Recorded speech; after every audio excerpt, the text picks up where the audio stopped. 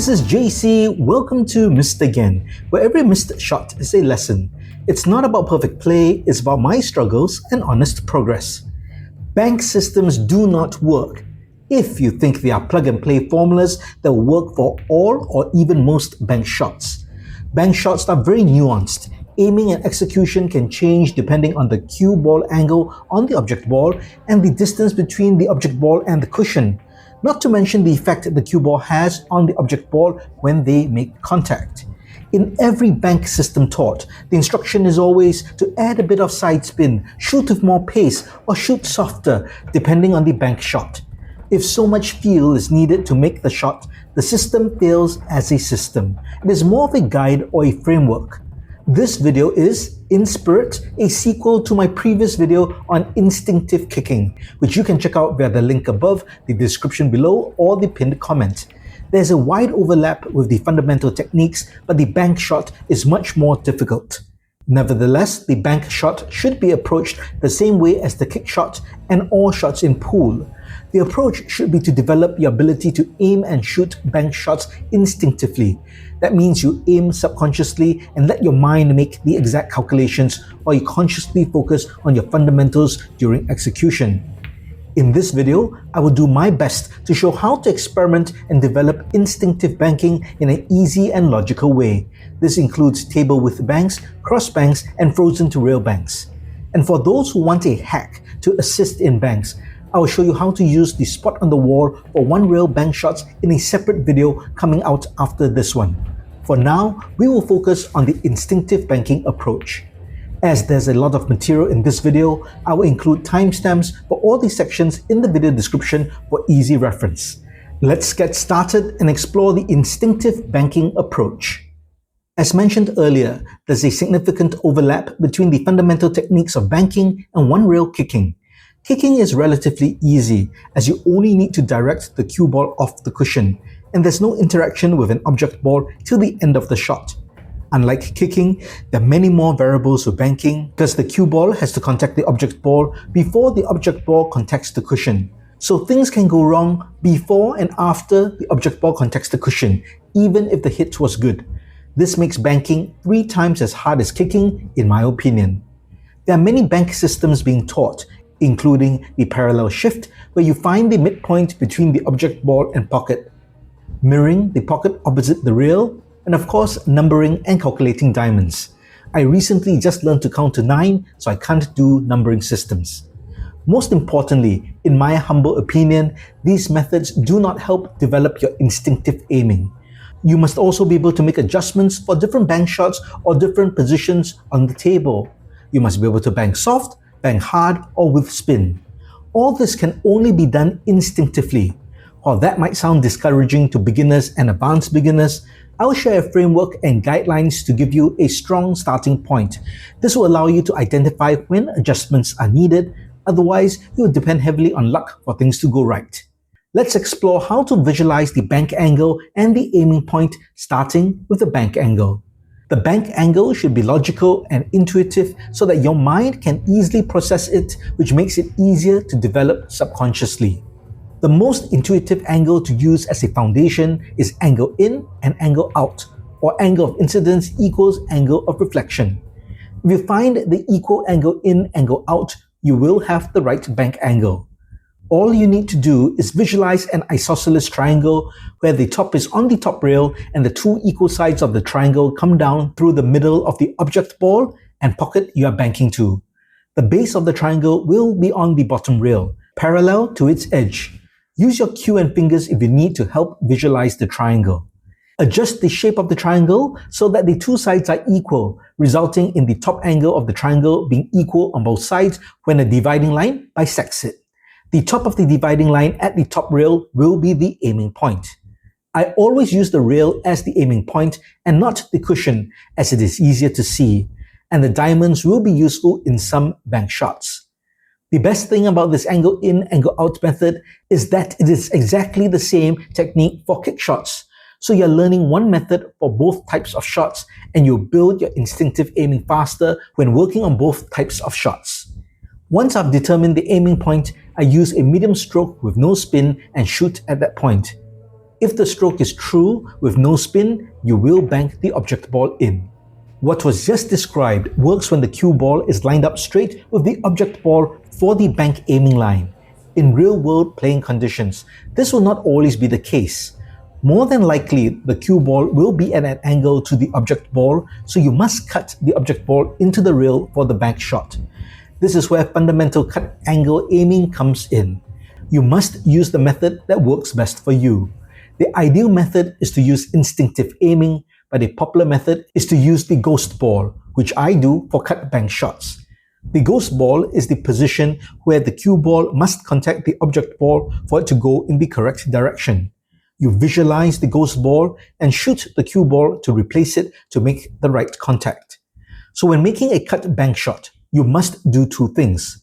Work out the bank angle and then work out the aiming point to deliver the cue ball to that position. This is where instinctive aiming becomes even more valuable, as your subconscious will handle these calculations better than you can if you have to do it consciously and step by step. As with all types of shots, this will take practice, but over time, you'll be able to visualize the triangle and aiming point without physical aids for most bank angles. Now that we know how to visualize the bank angle and aiming point, it is important to know the variables that will affect the bank angle. The first is speed.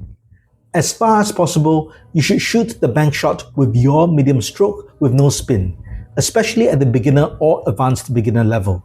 But understanding the effects of speed on rebound angles is critical. A soft stroke will cause the rebound angle to open up after contacting the cushion. This is more apparent from a distance and not so obvious with a shot from this distance. However, you can still see it open up towards the end rail. It went in only because of pocket speed. A harder hit will reduce the bank angle as it compresses the cushion more and rebounds at a smaller angle. As you can see here, I shoot hard and the bank came up short. If you want to shoot hard, you must adjust for this. One way is to shoot slightly to the side of your aiming point. In this case, since I'm banking to the right, I will shoot to the right of my aiming point. You must decide what speed works best for you by default and use that as a baseline. Some people recommend you shoot with pace to reduce cut-induced throw or overcome an unlevel table. Most of the time, I personally go with a medium or just under medium pace. This gives me a bit of a margin of error to pocket the shot with pocket speed if I'm not 100% accurate with the bank shot. The next question then would be how to know when adjustments for speed need to be made. Here's a little useful guide that applies to table width bank shots where probably 90% of bank shots take place. If the object ball is in the middle of the table, between the two diamonds closest to the corner pockets, this is the safe zone. That generally means you can shoot a bank shot when the object ball is in this zone without worrying too much about speed adjustment, regardless of whether you shoot soft, medium, or hard. However, if the object ball is closer to the bottom of the table, below the safe zone, speed can affect the outcome of the shot. If you use a soft stroke, there's a lot of distance to cover and the chances of the bank angle opening wide are high.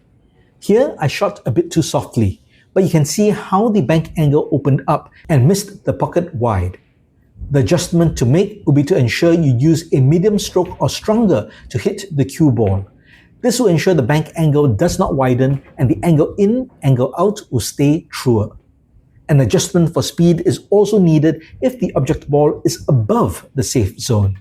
This happens when the object ball is near the rail you're banking off. When you use a medium speed close to the banking rail, the cue ball and conversely the object ball do not have time to lose speed. So the object ball will hit the cushion relatively hard and the angle will be shortened. So you must adjust for this. If you want to shoot a medium or hard stroke, then shoot slightly to the side of your aiming point. In this case, to the right of your aiming point. Another way is to soften your stroke and shoot less than medium speed. This ensures the banking angle does not shorten. While you need feel and experience to determine how much adjustment to make, at least now you have a guide to identify when these adjustments should be made. Before we continue, if you like my content and would like to support the channel, check out the brand new Missed Again merchandise and more. The first limited edition collection has just dropped. This is the Pool Life series that I designed for 8, 9, and 10 ball. We have t-shirts, caps, and other products, so check out the link in the description or go to mragainpool.com and buy gifts for yourself or loved ones. Let's get on with the video. The next variable that affects the bank angle is side spin, which causes a gearing effect. The gearing effect occurs when the side spin on the cue ball generates sideways sliding friction during contact. This causes the cue ball to act like a gear and transfer an opposing spin to the object ball. That means if you hit the cue ball with right spin, it will cause the object ball to spin left. And if you hit the cue ball with left spin, it will cause the object ball to spin right. Here I line up the 9 ball for a bank, but I'm going to hit the cue ball at 9 o'clock to impart left spin on it. This will cause the 9 ball to spin right, and when it hits the cushion, it will spin out and miss the pocket wide.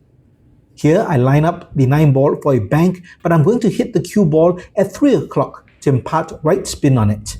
This will cause the 9 ball to spin left, and when it hits the cushion, it will spin inwards and come up short to the pocket. You can clearly still see the right spin on the cue ball. Knowing how side spin affects the bank shot will provide you with clues on how you should adjust the bank shot by aiming off to the side of your aiming point. This is a real-world application of using side spin in a bank shot. Let's assume you have a bank shot to make, but instead of a straight-in shot, you have a steep cut angle, or maybe there's a ball blocking the natural bank angle path of the shot. Instead of cutting the object ball at a thin angle, you can cut it with a full hit and use side spin to manipulate the rebound angle of the bank.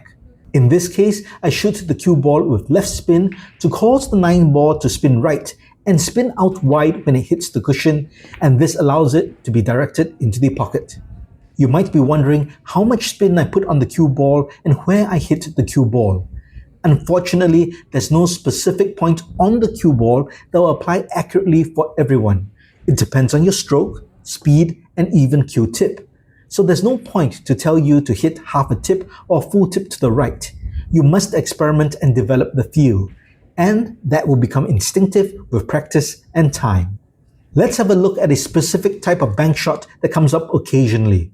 Every now and then, you'll face a bank shot where the object ball is frozen to the rail. Here we have the 9 ball against the top rail, 2 diamonds away from the short end of the table. The cue ball is almost straight on with the 9 ball. I will say there's no formula or hack to bank this shot. It is all instinct, but there are some starting points and tips. When the object ball is 2 diamonds away, a half ball hit, in this case on the left, will send it in the right direction. But a center ball hit will usually not be enough to create a wide enough bank angle. Here, I'll hit the 9 ball with a half ball hit with no spin. You can see that it banks just short of the bottom right corner pocket. What is needed is side spin. Specifically, I must put left spin on the cue ball so that it will transfer right spin to the object ball via the gearing effect. I shoot at 9 o'clock with a firm stroke and make a half ball hit. The transferred spin causes the bank angle to open up and pocket the ball. In this scenario, the object ball is much closer to the end rail, about 1 diamond away. The question is, how can this frozen ball be banked in? The answer is, it cannot, as it is too close to the end rail. A fuller hit, like a 3/4 ball hit, will result in a double hit of the object ball against the cue ball. If a half ball hit is used, the object ball will be banked into the side rail like this. So a frozen to rail cue ball can only be banked into the corner pocket if it is about 2 diamonds away from the end rail or further. Here we have the object ball 3 diamonds away from the end rail. Knowing what we know from the first scenario, where the ball was frozen to the rail 2 diamonds away, I aim for a 1/4 ball hit with left spin at 9 o'clock. I hit with a firm medium smooth stroke to get a good hit and impart the necessary side spin. Another specific type of bank shot is the cross bank. The cross bank is a type of bank shot where the cue ball's path crosses the intended path of the object ball after it rebounds off the rail and hits towards the pocket. It's like a drive-by cut shot to a bank. Like all bank shots, you must first visualize the bank angle. Imagine the isosceles triangle to get your aiming point on the rail. Next, Use your preferred aiming method to aim to shoot the object ball towards the real aiming point. Shoot with a firm medium stroke with preferably no side spin. Do note that one of the challenges of a cross-bank shot is controlling the position of the cue ball for the next shot. Finally, we need to address the possibility of a double kiss of the cue ball and object ball and how to avoid it. A double kiss occurs when the cue ball makes contact with the object ball a second time. A double kiss might happen anytime the cue ball is being shot into the rebound angle of the bank shot. It will never happen if you're shooting away from the rebound angle. Experience will tell you when a double kiss is likely to occur, but if the object ball and cue ball are both close to the banking rail, a double kiss is almost always going to happen. Another possibility is when the bank is performed near an end rail, and the cue ball rebounds off the end rail back to the path of the banked object ball, like in this example. One solution to avoid double kisses is to add speed to your stroke so that the object ball can get away faster as it comes off the rail. It can be very close, but if you have no other shot available, then it might be worth the risk. Well, that's it for this video. I hope that this approach to banking instinctively will be useful to you. As mentioned earlier, the fundamental angle visualization for both one-rail kicks and banks are the same. So learning to kick and bank instinctively is very economical and builds on each other. Be sure to check out the video on instinctive kicking if you haven't, as this video builds on that. Do watch out for my next video, where I have an in-depth discussion of using the spot on the wall super hack for bank shots, and I'll also share how to make table length bank shots. Subscribe to the channel and turn on all notifications so you don't miss out. If you don't agree that bank systems do not work, and you have a system that works for all bank shots, let me know in the comments below. If you liked this video, please give it a thumbs up and share the video. Every missed shot makes us better, so let's grow together. My name is JC. Try not to miss again.